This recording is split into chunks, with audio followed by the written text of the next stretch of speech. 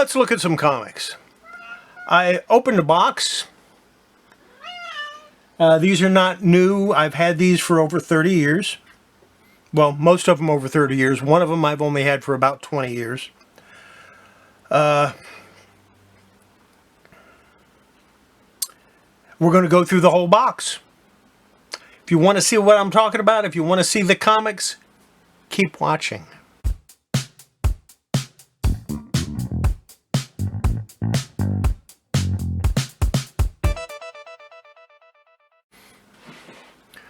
Okay, we're going to start out with Sword of the Atom #1. This is the comic. As a matter of fact, this is exactly the comic that at a comic book show, I was looking for this comic. I went to every dealer. Nobody had it. I had 2, 3, and 4. I wanted to read the story. Finally, I got to one dealer and he said, I've got that. I said, well, can you get it for me? He said, it's only $1 book. I'm not going to waste my time getting it for $1. And I pulled out a $10 bill and I said, now will you get it for me? And he about broke his neck trying to get that $10 bill and find this comic. So I was finally able to read the story. I way overpaid for the comic. I've never regretted it. I enjoyed the story. And it's got Gil Kane art. That's just, for me, that's just a plus. Here's Sword of the Atom #2. #2. And #2. I've got 3 copies of it. Only 1 copy of #1, mind you. The next show, everybody had Sword of the Atom #1. Here's #3. And I have 3 copies of that.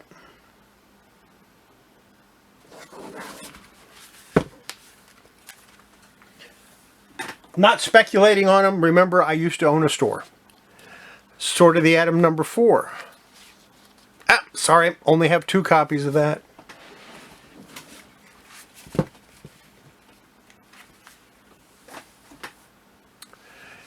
Here's Tales of the Teen Titans #1. Actually, no, correction. Tales of the New Teen Titans #1, featuring Cyborg.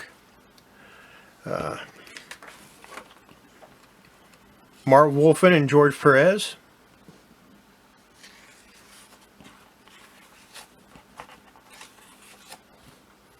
Pretty good stuff. Here's another copy. And another copy. And another copy. And another copy. I've got 5 copies of it.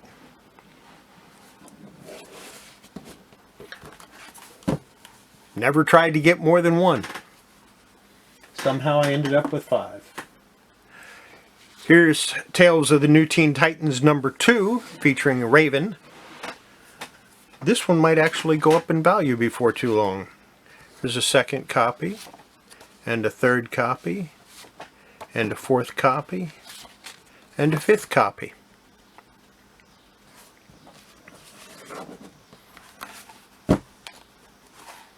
Nice George Perez cover.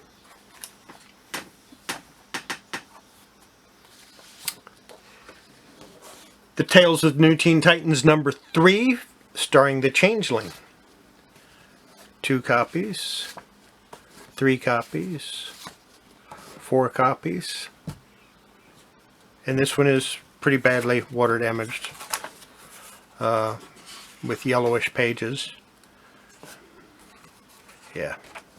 But, you know, it's still, I would consider it still in good condition. It actually, if it weren't for that stain, it would present really well.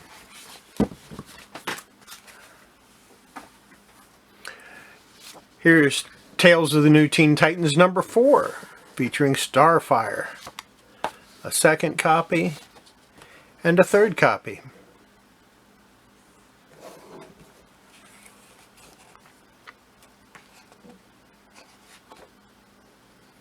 This was published in September 1982. Just to give you an idea of the date. And here's Tales of the Teen Titans, #44. which I think is the first issue that they became that. It was either 43 or 44 that they became Tales of the Teen Titans. Before that, it was the New Teen Titans. And then they came out with this, and they started the New Teen Titans over again on a better quality paper. I think they called it Baxter paper back then. But this is a reprint of an earlier one.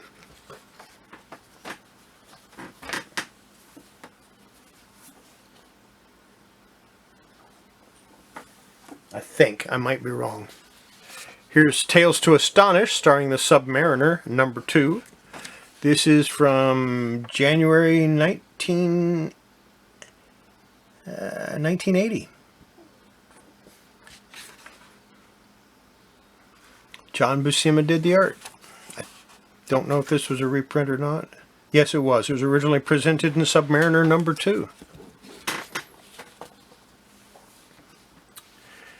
Here's Tales of the Green Lantern Corps number 2. Nice big crease on there. Definitely hurts the value. Not that it really has any value.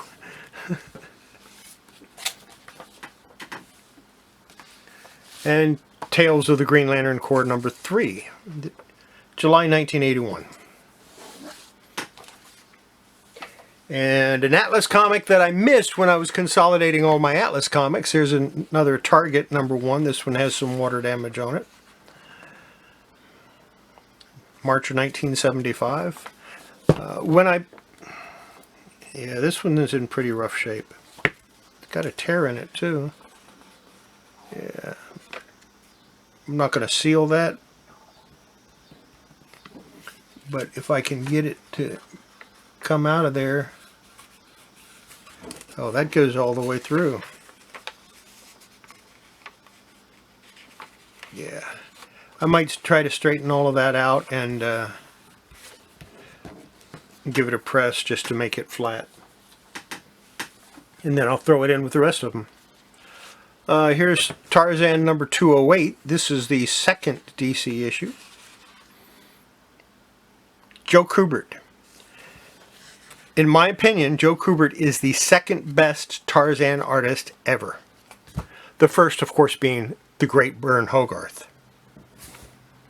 And to even be mentioned in the same breath as Bern Hogarth is a tremendous... that shows how much I think of Joe Kubert's art. This has a stain on it. I might be able to clean that off. Goes all the way down. Somebody was reading it when they were eating. Here's a coverless comic. Tarzan number 211, August of 1972. I'll get a replacement for it someday. Maybe. It's got water damage. Tarzan number 212 from September of 1972.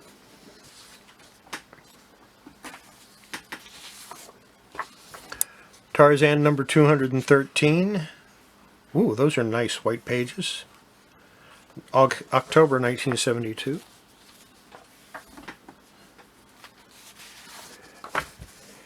Here's a coverless copy of number 215 from December 1972.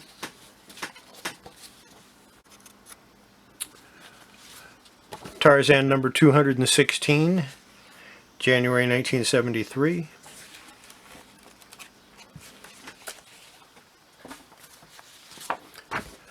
Tarzan number 217. Tarzan 218. Tarzan 220. I'm going to go through these pretty quick. Tarzan 221. Tarzan 223. Tarzan 230. This was when they were making them at 100 pages. They had all kinds of neat stuff in it. This is from April, May 1974. Tarzan number 232. Notice it says Edgar Rice Burroughs' Tarzan, Lord of the Jungle. That's important. You'll see why later on.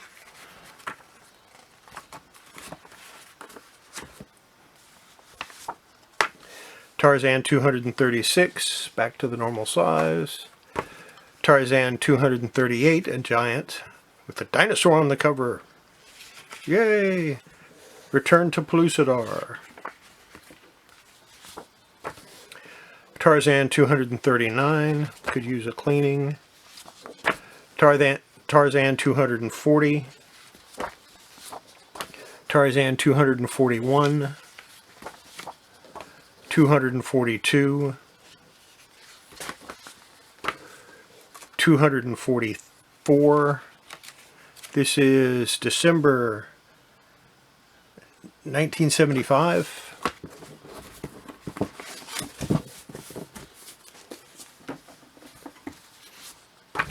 Tarzan 245, like that cover. 246. 247. 248.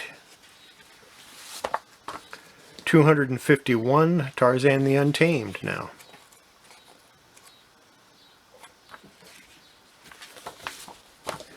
251 again. 254. 255. 257. A lot of these could use a cleaning. I probably won't bother with it. Here's a Marvel Tarzan, Lord of the Jungle. This has got some water damage. Tarzan, Lord of the Jungle. Remember what I said? This is number 4. It's in pretty rough shape. September 1977. That's when Marvel got it from DC. I guess they offered more money. Number 5, also water damaged. I think these came out of the same collection, because the water damage looks the same. Number 6, again, same collection, I think.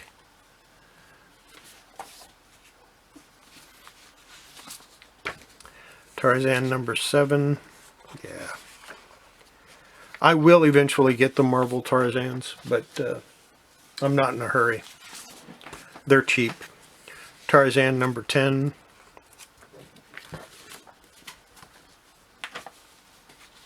Too bad they didn't take over the lettering from where DC left off. Then I'd be forced to collect it, because DC picked up the lettering from Gold Key and Gold Key picked it up from Dell. Lord of the Jungle 27.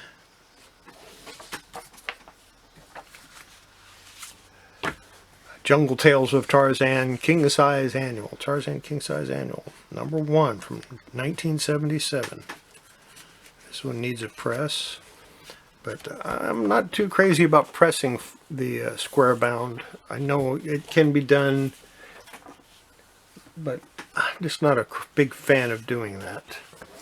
Here's a BAAAack, or Tarzan family, number 63. This has some water damage. And as you might remember, I recently did some work on number 65.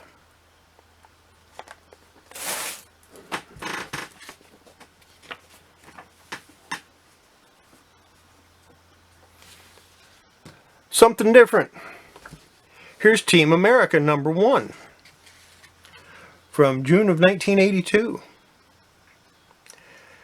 Jim Shooter did the scripts, Mike Vosberg pencils, and Vince Colletta ink. No surprise there. Vince Colletta, I think, inked pretty much everything, because he was fast and he took a lot of shortcuts. And a lot of artists didn't like him. Here's a Teen Titans Giant Annual. This is a reprint from 1999. It reprints the 1967 Teen Titans Annual number 1 in its entirety. So the reprints that they're doing now That's not new stuff. That's not anything new. They did that years and years ago. So the people like the old stuff. Here's thing number one. I used to have 4 or 5 copies of this. July 1983. I liked this series. This is a series that I will one day collect again. I had them all at one time. I don't know what happened to them. Here's a copy of number 7, the newsstand copy of number 7. And here's a direct market copy of number 7. Warning, surgeons have generally determined that Assistant Editor's Month is dangerous to your health.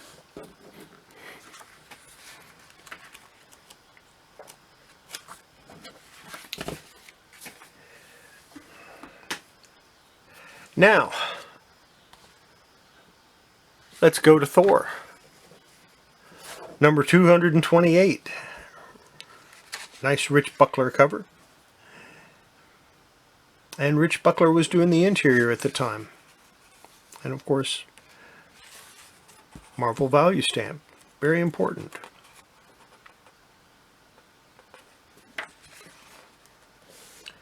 This is from October 1974.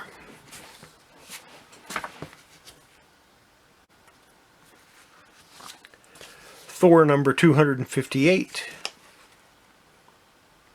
John Buscema.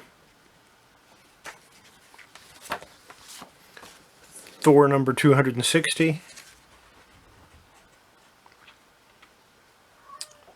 Let's see. Walt Simonson. I'm just naming the artist. 261, I have 2 copies. Ernie Chan and Walt Simonson. There's 2 copies of 262. This one is in bad shape. The other one's not too bad, but it's cut kind of funny. Both of these are cut kind of strange. Walt Simonson and Tony DeZuniga, something like that. Butchered the name, I'm sure. 263.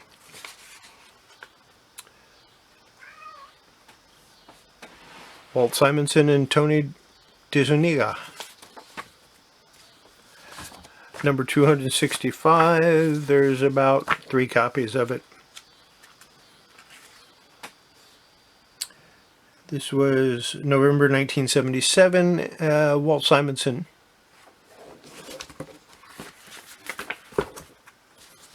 Thor 266. December 1977, Walt Simonson and Tony Tony. I'm just going to call him Tony instead of trying to butcher his name. Number 267. This is January 1978. It actually came out in 1977. Number 268, I have 2 copies. February 79. Is that what it says? No, February 78. I can't read.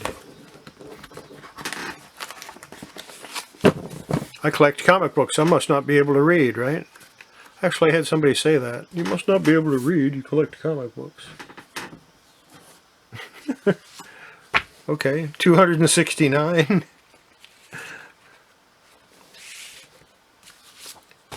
270.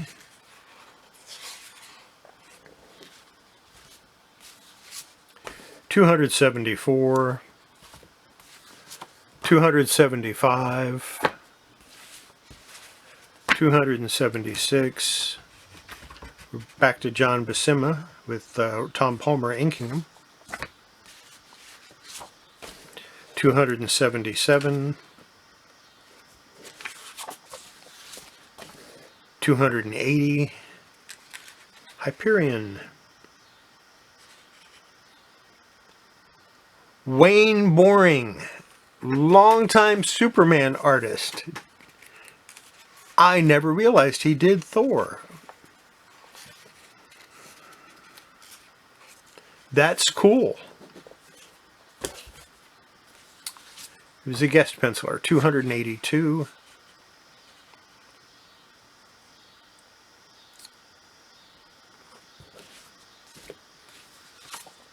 $283, and I have 3 copies of that. Buscema and Stone.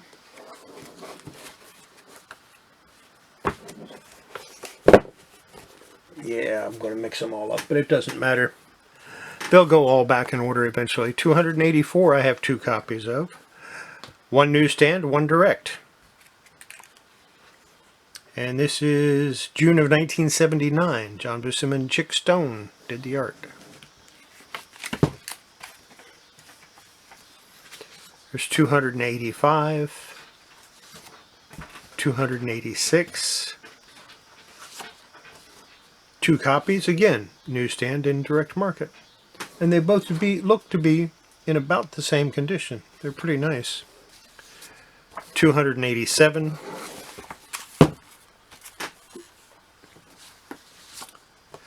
Thor number 288. Nice white pages, October 1979, I believe, yes. 289, direct market.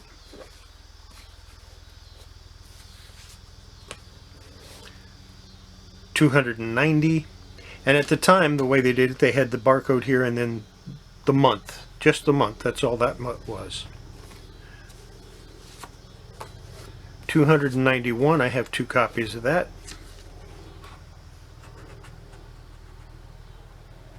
Pollard and Stone.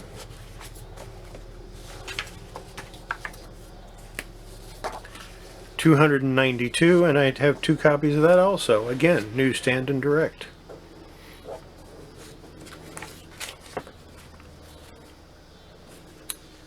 There's 293. First time they put the Spider-Man emblem in instead of lining through the barcode. And that's March of 1980.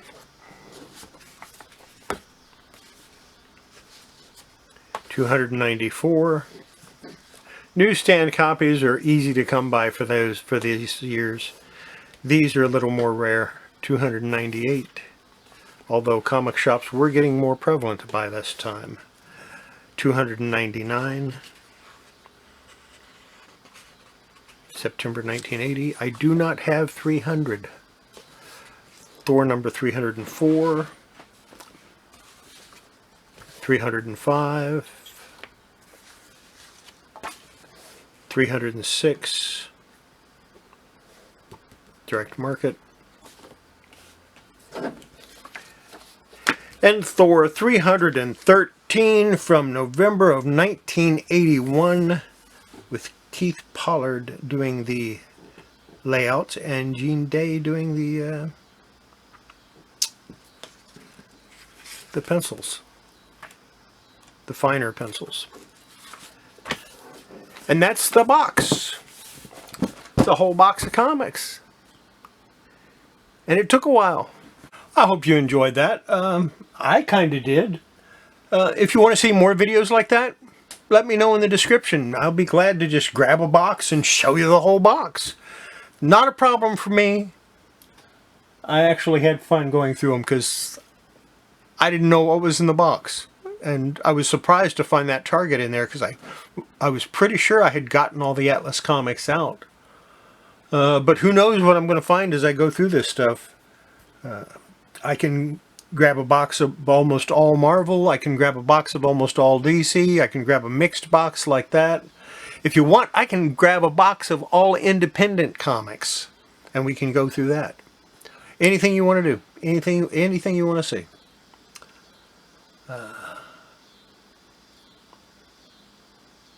I did go to the comic shop. I did buy a few things. I'll show them in another video. I don't feel like showing them right now. In the meantime, when you handle your comics, collectibles, wash your hands. I just handled all those comics and my hands are now dirty. They were clean when I started. So I'm going to go wash them again. It's good for my comics, it's good for my collectibles, and it's good for my health. See you next video. Bye.